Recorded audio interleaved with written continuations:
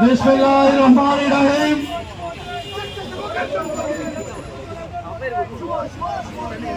বিসমিল্লাহির-রহমানির-রহিম। বাংলাদেশ জাতীয়তাবাদী স্বেচ্ছাসেবক দল সিলেট মহানগরের বর্ণাঢ্য র্যালি শেষে আয়োজিত আজকের এই পথসভায় সভাপতিত্ব করছেন বাংলাদেশ জাতীয়তাবাদী স্বেচ্ছাসেবক দলের সিলেটের সংগ্রামী আহ্বায়ক, সিলেট মহানগরের সাবেক ছাত্রনেতা মাহবুবুল হক চৌধুরী।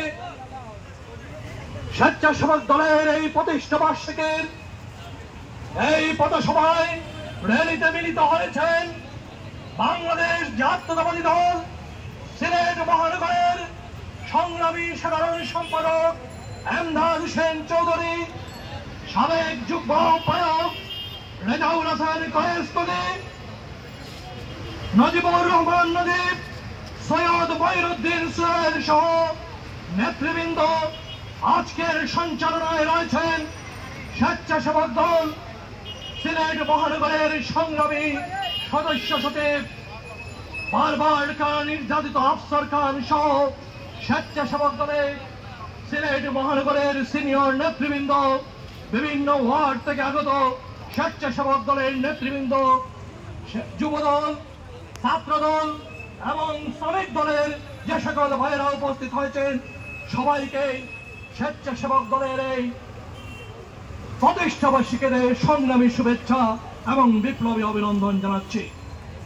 সংগ্রামী ভাইরা, আজ থেকে ৪৪ বছর পূর্বে ১৯৮০-তে শহীদ প্রেসিডেন্ট জিয়াউর রহমান উদ্ভাবন করেছিলেন বাংলাদেশ জাতীয়তাবাদী স্বেচ্ছাসেবক দলের মতো একটি সংগঠন প্রয়োজন, যে সংগঠন বিভিন্ন সমস্যায় জাতির দুর্যোগে সামনে নেতৃত্ব দান করবে। সময়ের পরিক্রমায় আজ ৪৪ বছর পর স্বেচ্ছাসেবক দল একটি মহিরুহে পরিণত হয়েছে।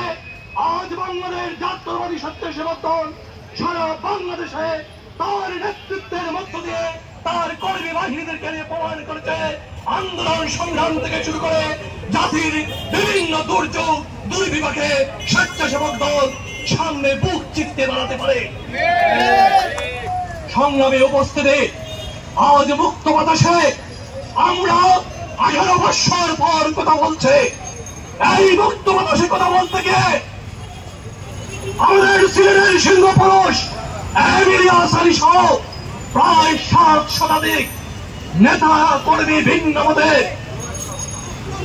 গুম নামক কারাগার আয়না করে বন্দী রয়েছিলেন। একে একে আয়না ঘর থেকে বেরিয়ে আসছেন তারা, বিমর্ষকারীদের বর্ণনা দিচ্ছেন কিভাবে আয়না করে নির্যাতন করা হয়েছে।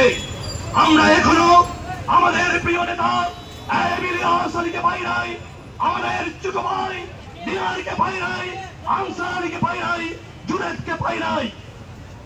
আমাদের এই মুক্ত বাতাসে কথা বলার জন্য আমাদের হাজারো নেতা কর্মী অকাতরে প্রাণ বিলিয়ে দিয়েছে, অকাতরে জীবন দিয়েছে, রক্ত জড়িয়েছে। আমাদের সহস্র সহস্র নেতা কর্মী পঙ্গুত্ব বরণ করেছে। সংগ্রামী উপস্থিতি, আজ আমরা এই মুক্ত বাতাসে কথা বলতে পারছি। দীর্ঘ 17 বছর জগদ্দল পাথরের বাঁধো আমাদের বাংলাদেশের গাড়িতে বসা একটি দত্তাঘার ফ্যাসিস্ট শেখ হাসিনা চেপে বসেছিল।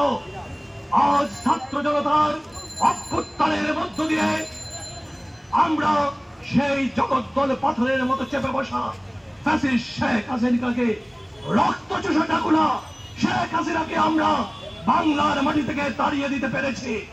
সে পলায়ন করেছে, স্বাভাবিক উপায়ে তার পতন হয় নাই। সে পালিয়ে গেছে তার নেতা কর্মীদেরকে রেখে, সে পালিয়ে গেছে। গত 17 বছর ধরে তার লাঠিয়াল বাহিনী হিসাবে পরিচিত পুলিশ, র্যাব, বিডিআর সহ যে সকল লাঠিয়াল বাহিনীদেরকে নিয়ে আমাদের নেতা কর্মীদের উপর ঝাঁপিয়ে পড়েছিল, যা তাদেরকে রেখে, সবাইকে রেখে সে শুধুমাত্র তার পরিবারকে নিয়ে পালিয়ে গেছে। আজকে স্বেচ্ছাসেবক দলের এই প্রতিষ্ঠা বার্ষিকীতে আমরা দৃঢ়ভাবে ঘোষণা করতে চাই, যতক্ষণ পর্যন্ত না এই সকল গুম খুন হত্যা রাজনী, যে আমার প্রিয় বাংলাদেশকে মৃত্যু পতাকা বানিয়ে দিয়েছিল, যে আমার প্রিয় বাংলাদেশকে শোষণে পরিণত করেছিল, যে আমার প্রিয় বাংলাদেশে রক্ত জড়িয়েছিল, সেই শেখ হাসিনার বিচার যতক্ষণ পর্যন্ত তাকে ধরে নিয়ে আসে আইনের আওতায় এনে বিচারের কাঠগড়ায় দাঁড়াতে না পারবো, এমন পর্যন্ত বাংলাদেশ জাতীয়তাবাদী দলের কোন সৈনিকেরা মাঠ ছেড়ে যাবে না ইনশাআল্লাহ। যতক্ষণ পর্যন্ত তার দূষরদের আমরা আইনের আওতায় নিয়ে আসতে পারবো, যতক্ষণ পর্যন্ত এই সিলেটে আমরা জানি বিগত প্রহসনের নির্বাচনের পূর্বে এই স্বেচ্ছাসেবক দলের অসংখ্য নেতা কর্মী আহত হয়েছে, বন্ধুত্ব বরণ করেছে, তারা চার বাজি রেখে এই সিলেটের মাটিতে আন্দোলন সূচনা করেছিল এবং শেষ পর্যন্ত চার বাজি রেখে আন্দোলন করে গেছে। এবং পরবর্তী পর্যায়ে কুটা বিরোধী আন্দোলন, যেটা পরবর্তীতে একটি গণ অভ্যুত্থানের সাধারণ জনগণের আন্দোলনের সূচনা করেছিল, সেই আন্দোলনেও আমাদের সামনে এখানে সাগর সুমন সহ অসংখ্য নেতা কর্মী রয়েছে, যারা অকাতরে তাদের রক্ত জড়িয়েছে। আমি সেই সব স্বেচ্ছাসেবক দলের ভাইদেরকে এবং পাশাপাশি